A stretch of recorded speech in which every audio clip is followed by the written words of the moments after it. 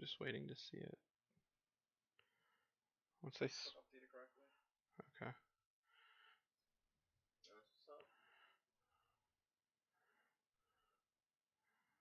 Okay. I see it. What's going on, guys? This is Duck Boys Gaming here. I'm your host, Zombie Duck, and today we made it to our third session of Raft reviews, guys. Let me tell you, it's not easy for us to be punctual or watch the content, but we did it. We made it to session three. We had some technical difficulties in the office. Um, we don't have a mic today, so we're gonna be passing around a headset. It's gonna be a good time. So this was my pick. I picked Nisekoi. I'm pretty stoked about it because when it came out, I watched it, and I was a young anime fan at the time. Uh, I wasn't, I didn't have good taste, but I thoroughly enjoy this for what it is. With me today, we have Amnesia Goose. And we have Peking Duck. Shout at me. There you go. So we're gonna be passing around this headset as we make. We're gonna be passing around the headset as we make our points, since we can't all talk at the same time since we don't have a mic today. But starting off, um, I just want to say like again, I enjoy this rom com for what it is. I think it started one of the funniest waifu wars. It goes down as one of the top 10 waifu wars for me because there's so many. Yeah, I'm gonna pass it to Amnesia Goose.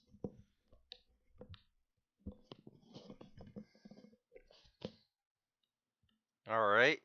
As for me, I do think there are some really cute moments right now in the series. Not a big fan of fan service, but it's to be expected in this kind of show. Uh, Not a particular favorite, but I know someone who will have more interesting and in-depth reasoning. I'll pass it over to Peking. Hey, so I I'm never been a really big fan of rom-coms. I used to when I was younger, and I read a lot of rom-coms, but I think because I oversaturated myself when I was a child with a lot of rom-com manga, I now have like this just bitter taste in my mouth from from all of it. But it's not bad. I enjoyed it. And like overall, I had a really fun time watching the 20 episode season. Mind you, it's a 20 episode season one, which is kind of not you don't see that all the time, so like I'm pretty hyped about it. I'm gonna ask our person who loved the series a lot to start our like ratings, like or just like bring out some talking points, not ratings, like see what parts of the show that he enjoyed, that he liked, that he didn't like, etc. Because I feel like it's better to start on a positive note than one that's a little bit more um that's a little bit more different, because like the way I see it is like it's a good comedy, but as a romance I want a better thing.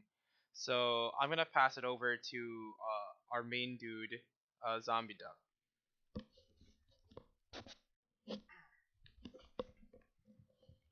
No pressure. Okay. No none pressure, right? Um, so I think the thing that like caught my eye about this anime originally was like uh the premise. I love romance anime. So when I saw like, oh, kid who made a promise to get married to his childhood friend, but he just can't remember who she is, I was like, okay, this is dope. And then he's got the locket with like only she has the key to, right? Which is dope. I like it a lot. And then episode one, he's adored by his mafia family. And he cooks. I was like, back when I was in college, I just resonated with this character because I cooked a lot. I was like, oh man, I wish that was me.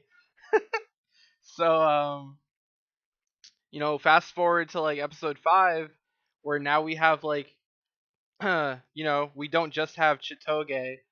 who's from the other mafia family, who he has to fake date with a key. But we have Ona, whatever her name is. Yeah, the bad one. No, she's awful. And actually, I if I didn't have to stay spoiler free, I would tell you. Okay, cool. Cool. So I had a huge argument with my friend Alphonse, the Alphonse Zeus of Team Grade Luck, um, about who was better, Chitoge or Onodera, and huh? Oh, that's awesome. Yeah, we have a bunch of viewers right now. Thank you guys. Um, we would go back and forth about who the true waifu was, and when season 2 came out, let me tell you, I was happy. This is all I'm gonna say. But yeah, so we're at episode 5, right? And we have 2 different girls with a key, and we got one boy with a locket. What is a boy to do, right? Obviously, the simple solution to this is, hey, can you both use your key on this locket real quick? Right? No, he doesn't pick that route. And then, like, what is it? What episode do we get to when we see a third key? 13 or It's around 13 or 14. Yeah, fast forward to 13, 14. We got another girl who is the fiance. You guys can't see my quotation marks, but they're there. Hear it in my voice. Fiance. She's like, oh, it's me, it's me, it's me. Then why don't we use your key to open up the locket real quick? Like, There's an easy solution. yeah, but no, we get to have all the hijinks, all the fun. Um, I don't. I feel like I've expressed my what parts of it I enjoy a lot. It's just the hilarity that ensues for such a simple solution. I don't want to hog all the mic time, but yeah, I'm gonna pass it to Amnesia Goose because I know I'm gonna have to do a lot of defending for this series. We have to do it in turns. Yeah, so I'm just gonna.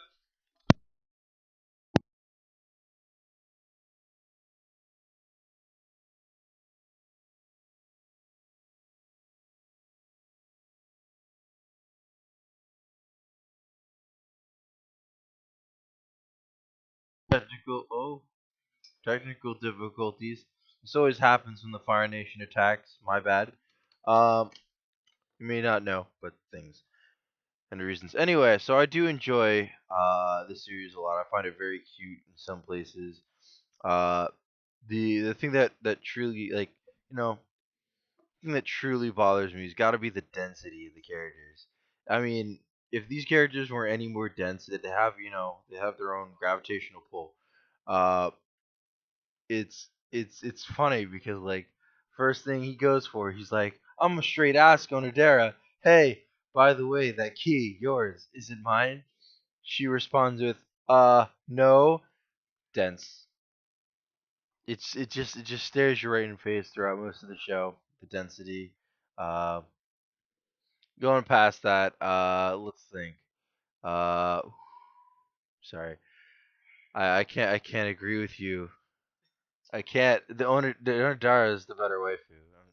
I haven't seen the second season, so I can't speak for second season. But season one Owner so far is it's pulling through. Uh, you know what? I'm gonna let you defend your. You don't want to defend your. He's holding off his defense of the waifu. You'll see it coming back soon. All right, let me back to Peking Dot. Okay, so I said I enjoyed the series overall. I didn't have a problem with it. Uh, I do think the characters are also dense. Like they really do have issues trying to grasp for these simple solutions to the thing. Like you have a lock, you have a key. Obviously, you should do it. They do it in one episode, but then the key breaks. Like just what luck do you have? And like the thing is, like that key shouldn't be as brutal as it was because it was hidden inside a diary for 10 years, which means it couldn't have gotten injured. It could have gotten like when you press a flower between pieces of paper, that flower is preserved for like an indiscriminate amount of time because it's being pressed. Like it's now preserved. So that key shouldn't have been broken. Like I unless somebody straight up punched the diary of a 5-year-old child, like for whatever reason, that key should have been fine. But the one thing I really like about the show that I haven't really that they haven't really said yet is that the supporting cast members are really great. Like the main characters are cool, like all the love interests are fine, but the supporting cast, like the yakuza gang, the gangsters, the main the Onodera's friend Ruri, Bodyguard. yeah, the gangster boss, There was a yeah. time where I wanted her bodyguard because I love tomboys to get with. Oh, I mean the other character who fell in love with the main character. Yeah, that's a love interest. Yeah, but I'm talking about like people who aren't a love interest, like the best friend of the main character and the best friend of Onodera. Both of them are really good supporting casts to help further their each person's agenda. Not in a bad way, because like if I say that now, it's like it has some different meanings now. But like, um, the best friend with the glasses.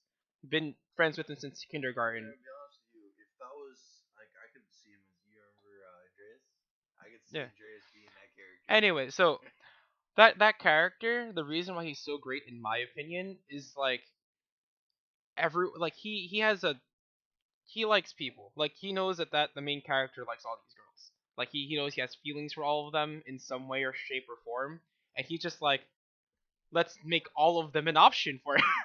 Like pushes them all, like he gets them to when they go to the camp for the first time, like that camp episode. Everyone's in groups of 6. The only people sitting together in the very back of the bus are all the love interests in the main character. And then the other person inside that group who is supposed to be back there is the best friend who's not sitting back there with them, but instead sitting in a seat from behind and just like thumbs upping the whole entire. There's like just it's like he made all of that happen. It's beautiful, and then everyone else just sneers and like, "I hate you. You're so lucky." And like I think that was a really good point inside the show. Like their supporting cast for this rom com made the rom com a lot better. I like the comedy in the show a lot. And I'm just gonna chime in on this too. I know it's a war, and I already know who won, but I still like Onodera better. But I see why, because the certain things happen, other stuff get discovered, and characters change a little bit. So maybe if I watch season 2, I would be down for that vote. But I'm not gonna say anything because I don't know. I'm not telling anyone who becomes the main girl in Nisekoi. Because we're not talking about season 2, we're talking about season 1. In season 1 though, I vote Onodera. Yeah, it happens. Like certain characters do change. Yeah, I feel it. I feel it. But I'm gonna pass it to Zombie so he can bring up another talking point. I'm just gonna talk about shit for like a minute. Okay. All right. So see, I'm not.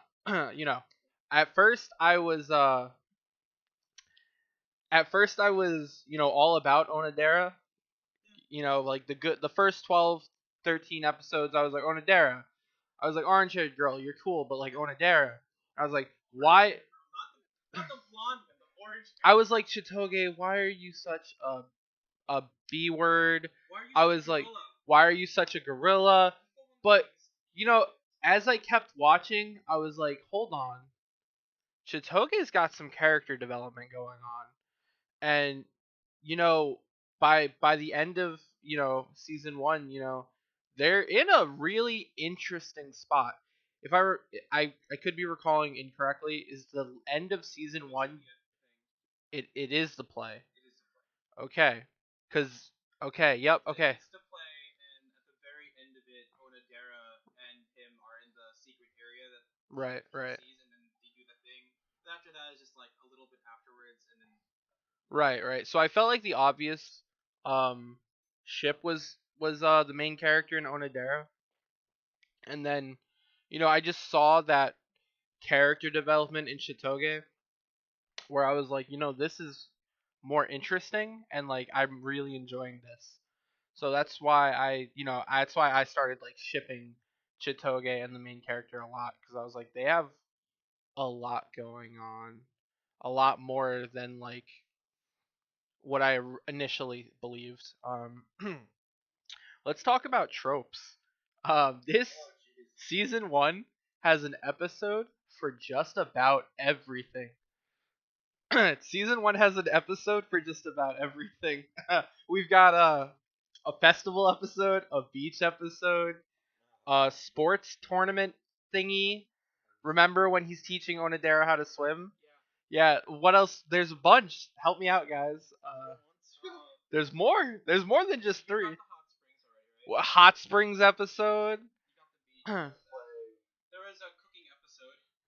was a cooking episode. There's like a lot of parts of cooking. There was a stuck inside the same room because of weather episode. Yeah, Oh, like yeah, there's yeah, just yeah.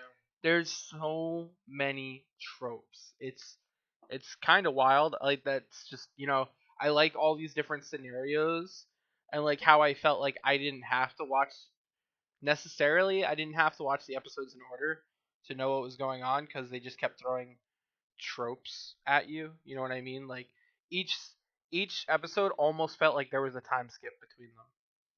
Did anyone else feel like that or like I was saying how like the episodes didn't feel like you had to watch them in order. Like it felt like there were like time gaps between episodes almost. Even like in the first episode, it felt like there was a time gap when. Yeah, in the first episode, it felt like there was a time gap when they were looking for the locket because they don't tell you that time period in which like he told her off and etc. etc. Yeah, yeah, exactly. It could have been any amount of time between the first action and the second. Uh, now who else? So many tropes. Uh, oof. How about talk about like Isn't something isn't you enjoyed? the police commissioner's daughter the fiance? Oh yeah, that's right. Yeah, Both yeah, said the same thing. Haha. yeah. Um, What do you want to talk about? oof. I'm gonna be honest. I had a hard time with this watch in particular. Not because I did like the cute parts. I like enjoyed it, but like for me it was the rough gap between some of the story between the fan service.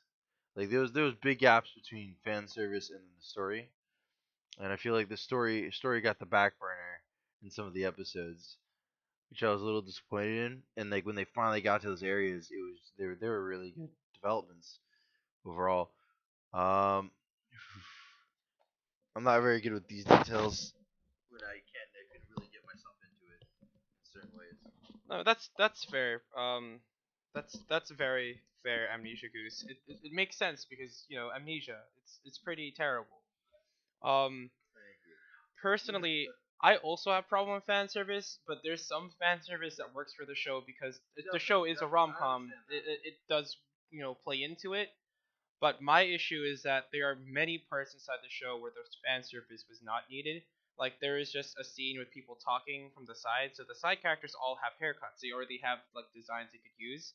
But instead of focusing on like on the top half of the body, they literally was the shot was just tit, uh, tit all the way down to like knees, and I'm just like, well, if they're talking, why am I looking at their breasts? And then why is this one like posing like she was in like a summer bikini model thing? Like it didn't make sense to me. Why is she, like who talks to their friends with their ass out and tits out at the same time, like in the middle of a hallway where no one's around? There's no reason for that to be like a shot inside the anime, but it is. Like, like fan service back then was really rampant, and like in this show specifically, they used this one shot at least 4 times. It was a shot of them turning. You get a highlight of their ass, the absolute region, which is like like underneath, like above the socks and like underneath the skirt, and like like a scene of their tits and then view of them from top down spinning. I'm just like, you know what? Like I get it, but why did you use the same exact scene 4 times? And just that's the only thing that I have an issue of it. Like just the fan service. 2011. See, that's a long time ago. That's we thought like you thought 2015, but it was like that's a whole 4 year difference, and that's a big change. But yeah, so fan service was just the only thing that really dragged me down to enjoy the show as much as I would. But um, other than that, a positive thing about it is like the art is really nice, minus the excessive amount of glitter or like sparkly bits that they use inside the show. But over other than that, like the art was actually really enjoyable. The one and yeah, like just it was well drawn. One issue, some design flaws, but I'll talk about that later. I'm gonna pass it over to Sami. It's kind of crazy to think about where the anime industry has come from. Like, cause I was, right? Like, I was thinking that it was in 2015 that this anime was published, but it was actually 2011, where they were trying to do 20 episode seasons instead of 12. They were clogging anime with fan service because they were like, you know what, this is what sells and this is what keeps anime around. So just to go from there to uh, Shield Hero, he's got his harem going on, but there's not a lot of fan service. There's like it's few. That harem isn't even like a harem that he's like, I want to fuck these people. Exactly. I will protect these people. Exactly. So like you go, it's cool to see the transition that the anime industry is going through. Um, yeah, I mean that was like the one thing I wanted to say as you were talking. That was like the one thing going through my mind. Um, Any things of the anime that you like didn't like about it, or was it all just positive for you? I mean, it felt a little draggy. Certain episodes didn't feel like they were necessary. Um, and I'm pretty sure we all share that opinion. It's just it was those whole episodes of fan service are really weird. Because then you're just sitting there like, what are we watching this for? Where's the content? Huh. Man, I just want to talk about season 2 now. Okay, so I pass it over. okay. You have anything you want to talk about, The only thing that I can really say that I enjoyed the most was although she's not my top pick for waifu, she did get the most character development and story. Uh, I know most of her stuff is driven by fear. So her character changes through fear a lot. One because darkness. She's not a big fan of the what? Oh, jeez, don't not the right place. Uh, but yeah, let's think. First one was it the closet? The first one, first. They get shoved into like a storage Yeah, room. they get shoved into the storage room, Like, I'm afraid of darkness. and that's when they show like one of her biggest fears that comes in later when they're doing the whole bravery and the ghost thing for the festival. Uh, I will say Hey, basically. Lady Island. EJ, what's up? Hold on, Continue. okay. I'm sorry, I was just thrown away by the comment. Uh, yeah. Side characters. What was another good example of her character development? Um, any ideas? Character development? Another show? If you can. There's a Yeah, few. just pass. It's just you probably have a better explanation. No, I mean you pretty much hit the head on the thing. The other character development is just like changing her idea of the main character because from the beginning it's like why do I have to be in this relationship that we have to fake because of our warring families. Um, oh, Lady Island, it's a pretty good watch. You would enjoy it if you like rom coms. If you like rom coms from the, like late early 2010, you would really enjoy this series. If you can look past some of the fan service, because some of them is just gratuitous. Like, hey, that's just rom coms from back then. Lady Island. I know you like most of my recommendations, so I recommend it. Yeah. So if you get the chance to watch it, it's not bad. It's streaming on Hulu right now for people who have it. Otherwise, like I can't say to go online and watch it on like other websites, but hey, Hulu is really good right now. Yeah. Yeah. I don't know if it's I have no idea if it's Crunchyroll. I know it's on Hulu for sure because that's where I watched it. Yeah. Oh, it's on Verve. There we go. So Verve and Hulu, you could watch Nisekoi. Um, It's not heartbreaking, I promise. it really isn't. It was very like it's more like it was a heartwarming story at some points, cause like the main character does the thing where he saves everyone. And it's like it's not I feel like he has a bad. white knight complex. He definitely does. He always tries to save the day in some form. But let's go back to her character development because like her whole thing is that she didn't want to be in that relationship because her whole like she wants to choose the people she loves. She's very headstrong as a person. She was called a gorilla because she like straight up punches people.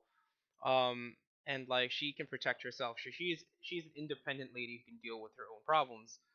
But for her being made to act like a person inside a relationship, to be the girlfriend who's like, I'm a do stuff with my boyfriend. I'm gonna go on dates. Hmm? The notebooks. Totally Oh, forgot about I that. mentioned Friend earlier. notebooks. Oh yeah. Uh, and like what's it called? She was just okay with being alone because of the way that she's been raised because she's a gangster. Like her family's like really prolific gangsters. So she's okay with being by herself. She had that one friend, which was the character that shows up later on, the assassin slash the what's her name? What? That's her name? Pretty sure. It's not Paula. It's like Tsurugi, something like that. I forget. Um, but yeah, so it's like it's not a bad show, and like her development is really good. They do small things, like Amnesia Duck mentioned earlier. She was having a rough time having friends in school, so she started doing like a friendship notebook, which is basically just sitting there writing down the stuff that made her friends like distinct and like what friends liked what, and like that made her like get better in having relationships with people in general. And I think it's something that some people should end up doing. I Sishiro, was yeah, getting her mixed up with her. The white haired assassin that shows up. the father No, the white haired assassin. doesn't show up yet. Are you That's sure? season two. Are you sure? Season two, Oh, because the only assassin that shows they up fight. is her, is Sishiro. They fight. Well, that's great. Thank you for the spoilers in season two. No problem. Warning. Warning. But yeah, it's something that like is really cool for them to show the friendship notebook thing, and it's actually something that some people should end up doing if they want to make friends. Like it's a legitimate like as a person who wants to make friends or like who wants to end up like expanding a circle, if you're having a tough time remembering things that your friends like, just write it down in a notebook. Like then you won't forget their birthdays, you won't forget what they like, you won't forget their favorite foods, colors, etc. And it help you like build a relationship with them a lot easier. So that's something you could actually take from this anime and actually put it into your real life like situations. So that's I think that's really awesome. Um, one negative thing I have about it is some of the designs in general. Like the design of the lock, for me, is just so jarring because it's so different from the show. Yeah, There's so much detail in yeah, it, and then you look at like the normal characters' designs, and you're like, well, yeah, I know it's important, but why is it more designed than the characters? yeah, and the lock looks like it's from like an action anime. Yeah. Like it looks like it's gonna be some magic lock that has like something to do with some form of like demon beast or whatever. And it's just a regular lock that looks like it's from an anime, like in an anime of like a romance anime. I can And see why you wouldn't like it, but like that was like one of the things that I kind of liked about it. Like that's fair. I felt like the art difference was them emphasizing the importance of. Yeah, that's a good point. Just for me, it was jarring because like it was like a cognitive disconnect.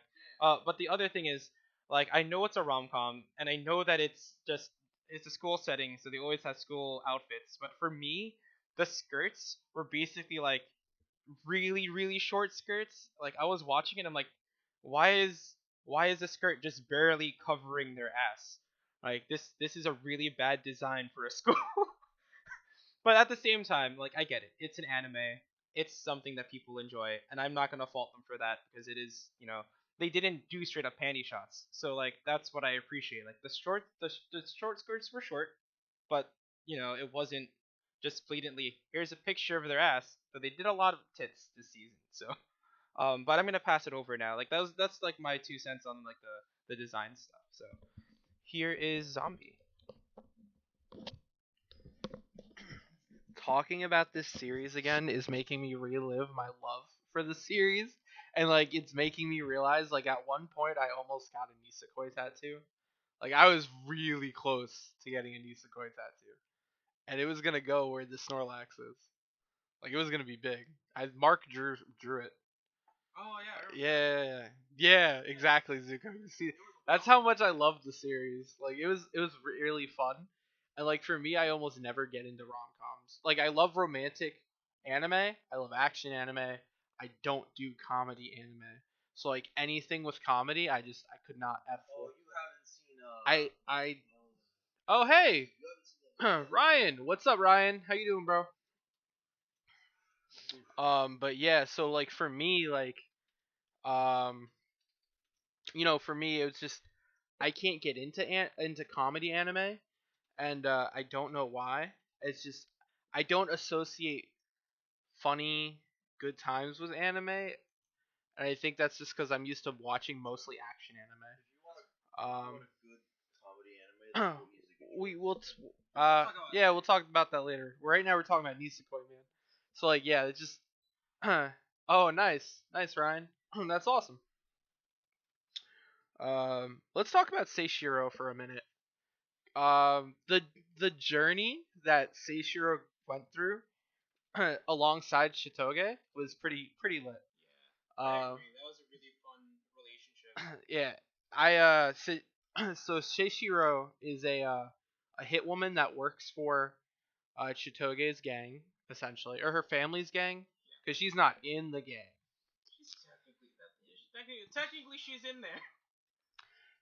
So Seishiro prefers to be in like pants and pants and like a shirt versus like how all the girls dress in like you know skirts and those like dress shirts, which I thought was interesting, and like 2011 kind of touched on this a little bit.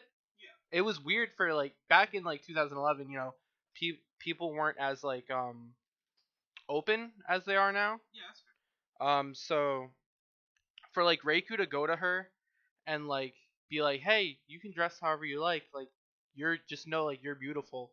Like that was just like one of those things that made my heart go like doki. Like my heart just palpitated. I was like, "Oh my god, this protagonist is so amazing."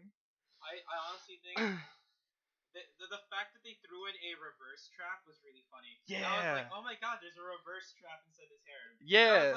I was hoping it was a dude.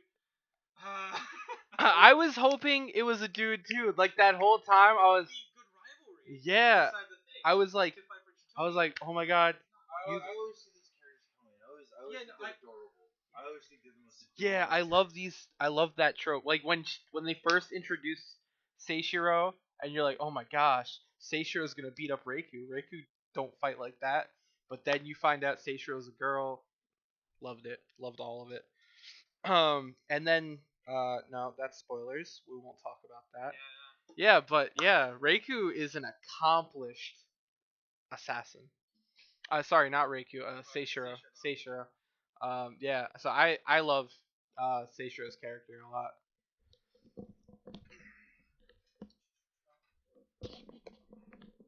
So another talking point about season one specifically, that I enjoyed immensely, was again the characters.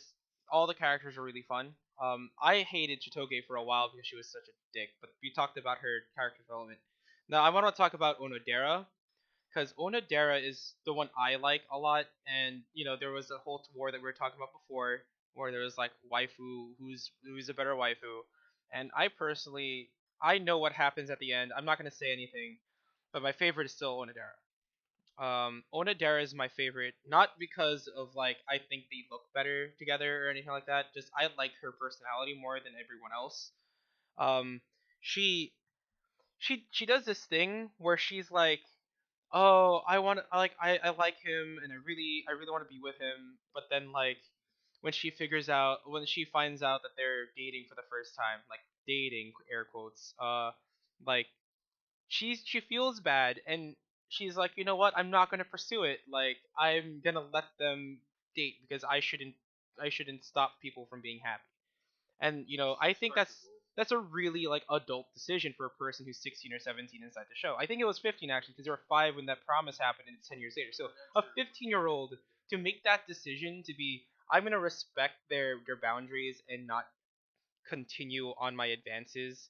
I'll just, I do want to confess, so at least it'll be off my chest, but I'm not going to pursue a relationship with him.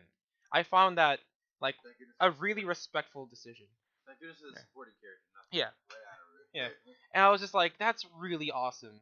And I was like, that's such an adult decision for a person to think of. And then afterwards, what she ends up doing once they find out, because like in season 1, who was it? Chitoge opens up to the 2 classmates, Onodera and I forget her name, Ruri, Ruri.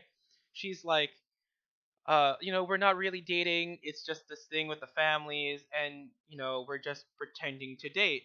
Which then opens up that venue again for her, and then she tries to, compete for his love again because she knows.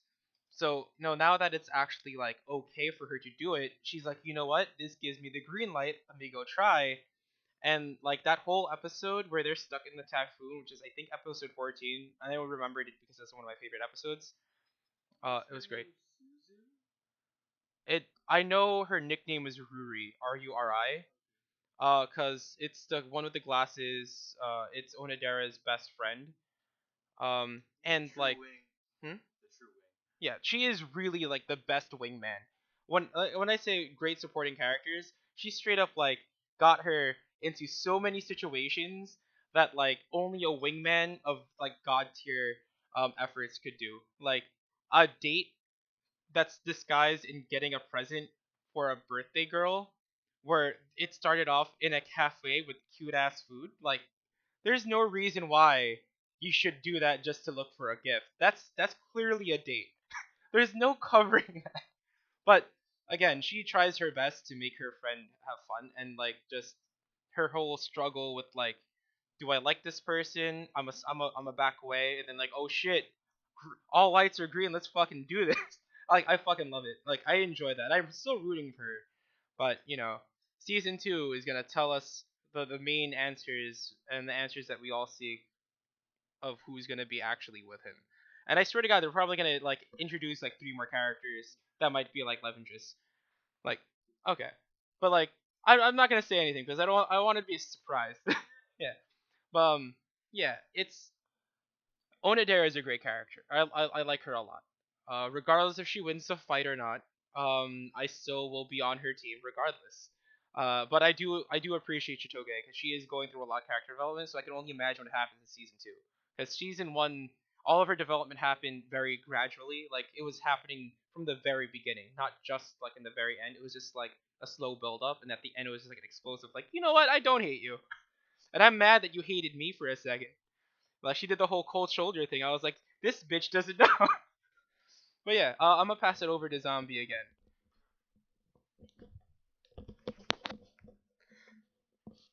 I could probably talk about this anime all day, honestly. Um, oof, I don't even know what to. I'm gonna have to go into my notes real quick, guys.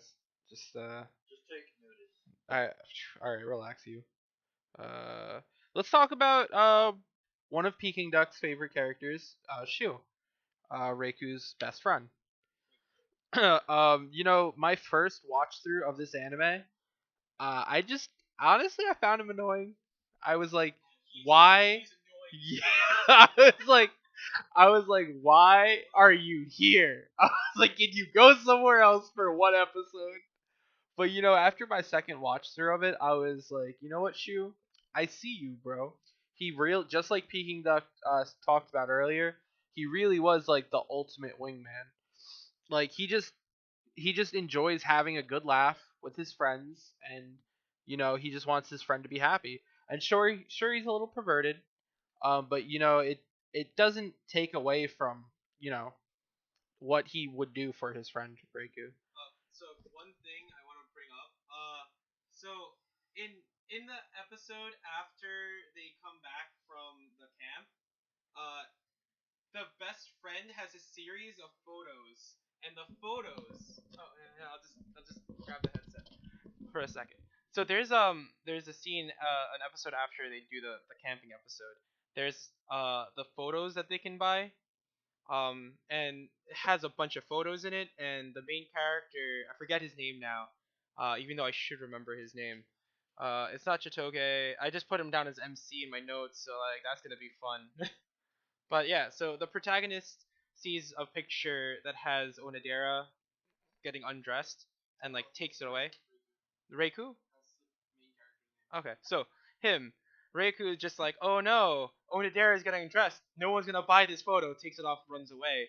But before that happens, there's a scene where Shu also has his own photo booth, photo setup where you can buy photos, and all the photos at first you think are lewd photos of girls. Turns out they're just candid photos of just like embarrassing shots. So there's like the one thing for the Ruri, the girl best friend of Onodera, she's yawning and she's embarrassed by that. And the other one is of Onodera eating udon, and her face is just filled with udon noodles, and noodles are like coming out of her mouth.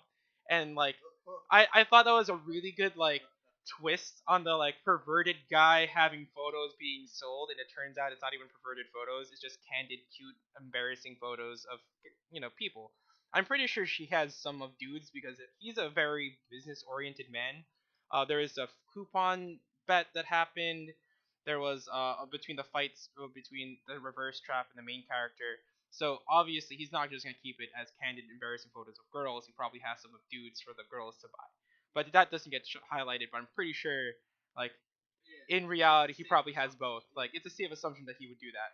But yeah, anyway, I just want to put that in there when we're talking about like Wingman being like a wingman, and also just like a really cool thing that he did that like was a really good change to the perverted man. Even though they were like all the dudes were eavesdropping on the hot spring episode, like everyone, which was just an insane episode in it of itself. But I'm bringing it back to the zombie.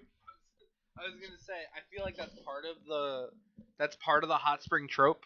You know, spying on each other, like I feel so bad. He's a white-haired dude. yeah, yeah. And Shu, I was gonna touch on his academics. Um, Shu was actually really good in school. He kept placing next to Ruri for top of their classes. And Peking Duck touched on his business mindset. So like Shu is a very smart character who always looks out for his friend. He knew immediately that Shitoge and Reiku were not dating. He was like, Find out. Oh, when this happened, that was the beginning. yeah, it's like the bro. There's no secrets here. Like I know, I feel like they could have just had like a whole 5 minute sequence where it's like you just know when bro, like like, and that's all we would have needed. Like I almost wish they, I I almost wish they had more bro time in this anime. Like if they, Specific season, I wanted more, but like yeah, yeah, I get it. and like Focus on the females. if I remember correctly, I don't think they get much bro time in season two either. It's about the same, but I wish they kind of like emphasized how close Shu and Reiku were, because like they were best friends, and like I didn't. I sometimes I feel like we lose that in the series.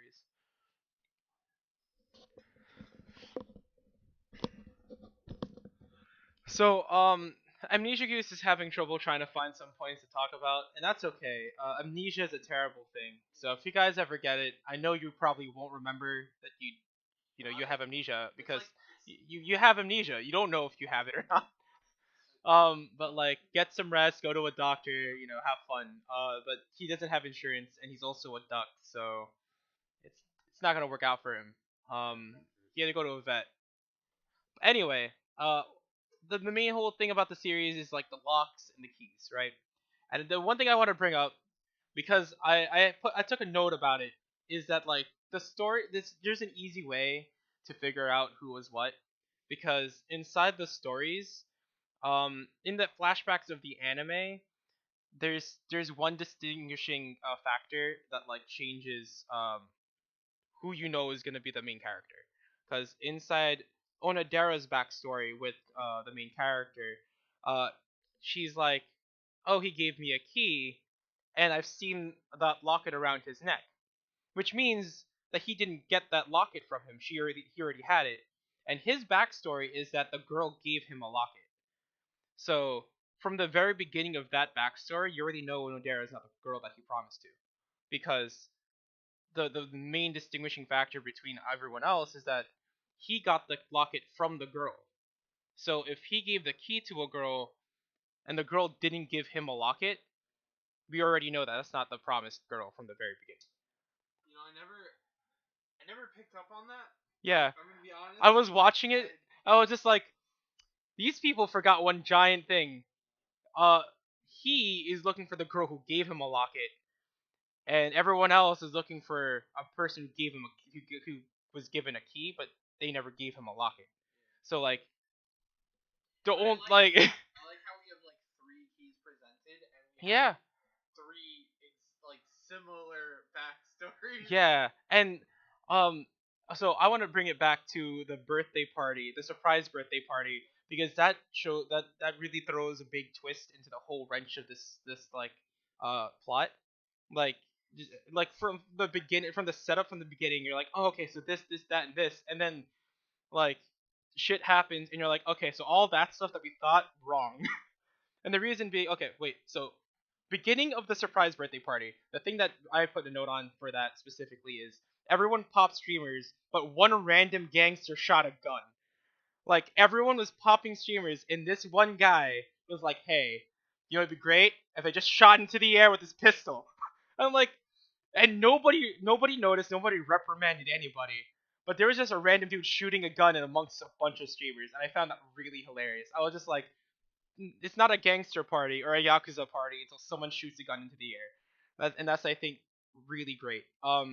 But after that whole scene where everyone's getting presents, there's a present that you give to what was it Chitose?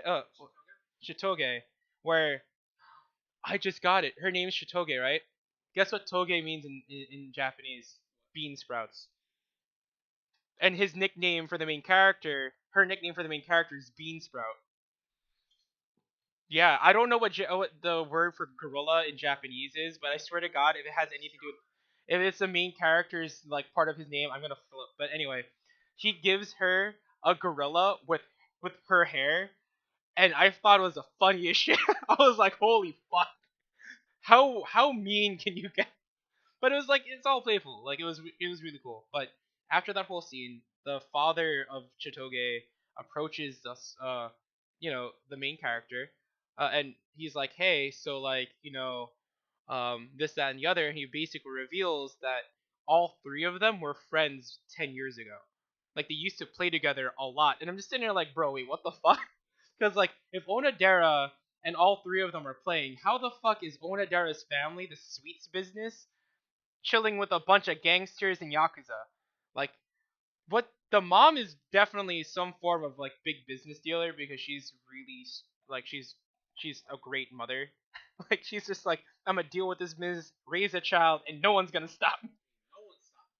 But like they've been playing with each other since they were 5, so that means that like they're all the childhood friends. Like there's no like I like that the whole like, oh, she's a childhood friend because they're both from the big family members. It makes sense that they'll see, but they're like, oh yeah, I'm glad you guys are still friends with her. I'm like, the fuck you mean still friends with her? And then, apparently Onodera and Chitoge talk to each other, and they're like, hey, it does bring a familiar feeling that we used to talk to each other and like hang out during the beach episode. And I thought that was really cool too. So even if they don't end up with the main character, they're still friends together, and I think that's really great. I Yeah. like how the beach episode wasn't just. I like how the beach episode wasn't just a bunch of fan service. Like there was a lot of story stuff that happened during the beach episode, which I was happy about. Um, since we were talking about like what their names mean, did you know Nisekoi means fake love? No, but that makes sense. Yeah. So um, Yeah, so it's like an anime about fake love. So exactly. It's pretty great. Yeah. So I huh? Yeah, we can.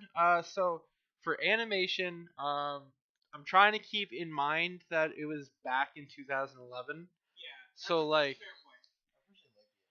yeah, like I think the animation holds up to current day. Actually, I feel like the animation aged well.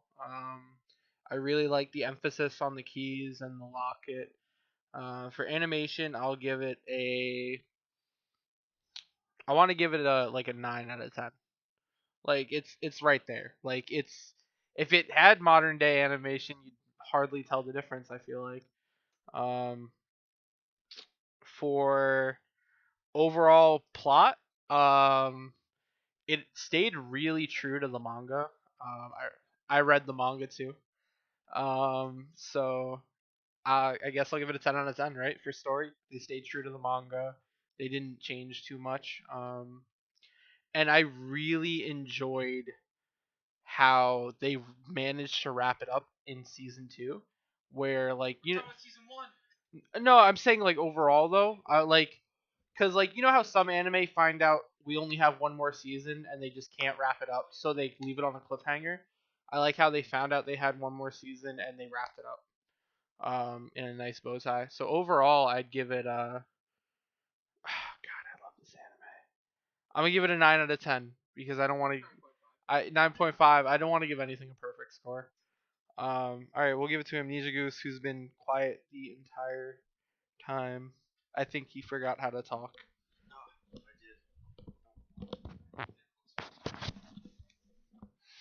All right. As for me, uh, overall, it wasn't really a show that I could say was, if by written wise, it's not per se for me. Not my type of anime that I'd watch normally. Uh, Mostly because whew.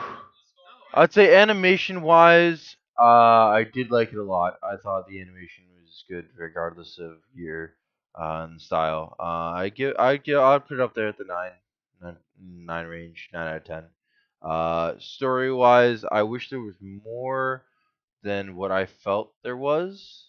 There is a lot, but I wanted some sustenance and some more character backgrounds for certain particular characters that were left untouched, like the best friend and the support characters, which I felt were, yeah, yeah. So I did enjoy them, and I did wish I got a little bit more backstory from them because they're great characters overall. Uh, I would for story, I'd go with a solid 8 out of 10. Uh, because the parts that there was good, and when I wanted more, although they didn't give me more, it did give me that feeling of wanting, which is an important factor in keeping people watching. Yeah. Uh, for me, it was just the like I said, it was the fan service and the gaps that really like portions that felt like drag or unnecessary that really got me to the point where I had a hard time keeping all the information in, because I just don't have that great of a memory, and short term, I just couldn't keep up. Uh, so overall, like if I had to judge the anime, I'd probably, for me personally, I'll give two separate scores. For me personally, it'd probably be, I'd give it like a 6 out of 10 because of just how much dragging I felt per me personally. Uh, but from what I've seen and what I've seen other people like, uh, in terms of other people, I think yeah, this genre, I would definitely give it above average rating. Probably, I'd give it like an eight in that general area. For this general genre, uh, like yeah. So let me give it to our last but most spicy. I am roasted, so not like on anything, but Peking duck is delicious. So you should try some when you get the chance. Um, so personally, for the animation, I also enjoyed it, but compared to modern day animation, I think there is like only because Demon Slayer came out. and the bar got raised. Like if Demon Slayer didn't come out, I would say it definitely stayed in the thing. Like because like in terms because it doesn't need magic. What happened? Oh yeah, no, but I'm talking about like an animation wise, like just in general, just like animation techniques and things like that. Um, like there's just it's a different genre, so I can't really compare it completely to it. But the parts where it's not fighting and it's just regular people walking around and talking and stuff, I still think that there's just a little bit more that they could, you know, that's just different now. That's a little bit better. I do like the fact that there was very little 3D, or if not any 3D model usage inside the 2011 anime, which is great. Uh, yeah, they used it before, but like it, yeah, they use it like in Gantz they used it, but like hey, we're not talking about those series. Um, but like the animation here, it's not bad. It of its time it was really great, but currently it can hold up. It can still hold up to other series of its genre, but it's not like the best animation in all anime. But in rom-coms, it is definitely really good still. The only issue for it is the excessive amounts of sparkles that they use inside the anime. And the reason being is like, it's 2011. People like sparkles back then. It was a thing, but it's not a thing that I enjoy. Because, like, there is a. I never had a sparkle phase. I never had a glitter phase, and this series had a lot of sparkling and glitter involved. And specifically in the last episode, there was just like every other person that showed up, they literally pulled a rope and sparkles came down and they monologued. And I'm just sitting here like, bro, why is there so many? But again, it wasn't like that big of a detriment. Some of it was funny, some of it was like, I get it, they're trying to show off some stuff, but just a little bit toned down on that. So I will give it like a 7 out of 10, um, because a 7 out of 10 is like slightly above average, which for a 2011 anime to be still like still good in terms of some animation to now. I think that's a really fair score for something like that. Um, but if I was to be like 2011, I'd probably have given it like a 9 or like an 8 or like something like that, something with somewhere high. But like a 7 right now, I think is fair for current animation standards.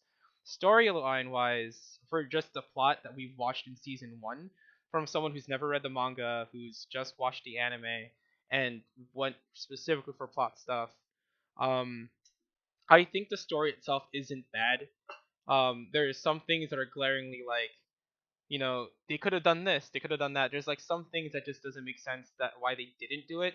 But also they're 15-year-old kids. They're not gonna think straight all the time. They are literally children. Um, so I'm gonna give the plot that you get. I don't want to spoil too much of the plot because I want you guys to watch it and make your own assumptions of it.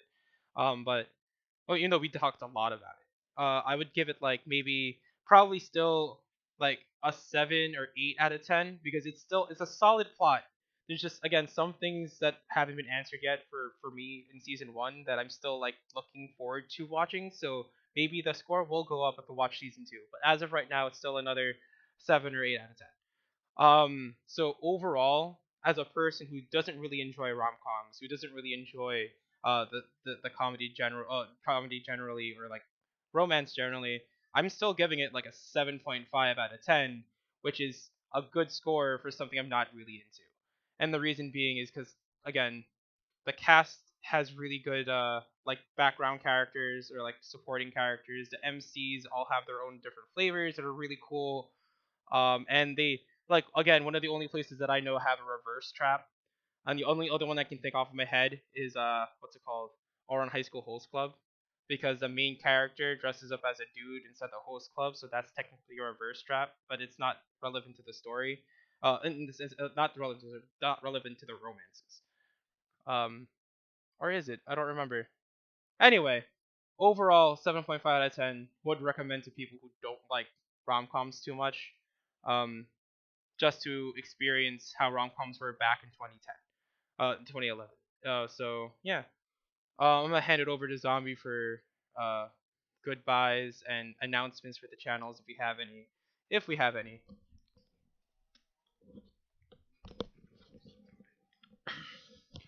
Well, guys, thank you for being here for session 3. of Raft Reviews. We are pleasantly surprised by our view count today. We weren't expecting so many viewers. Um, Next week, I believe Peking Duck is going to be picking the anime. Um, or it might be Amnesia Goose. We're gonna discuss announcements for the channel. We're gonna be posting about it. But next week, for D&D, we will not have our regular session as our DM Paul will not be in the state. Also, one of our players is currently out of the country. Um, and another player will be at a family thing. So we're getting some guests, hopefully, for the one shot. Worst case scenario, it'll just be us in a small group. But yours truly will be DMing a very fun one shot. So stay tuned for that, guys. Um, I think that's it. Thank you guys for watching. We appreciate anyone and everyone who comes out to watch us whenever we go live. Being a small channel nowadays is tough. But thank you guys for your support. And we will see you later.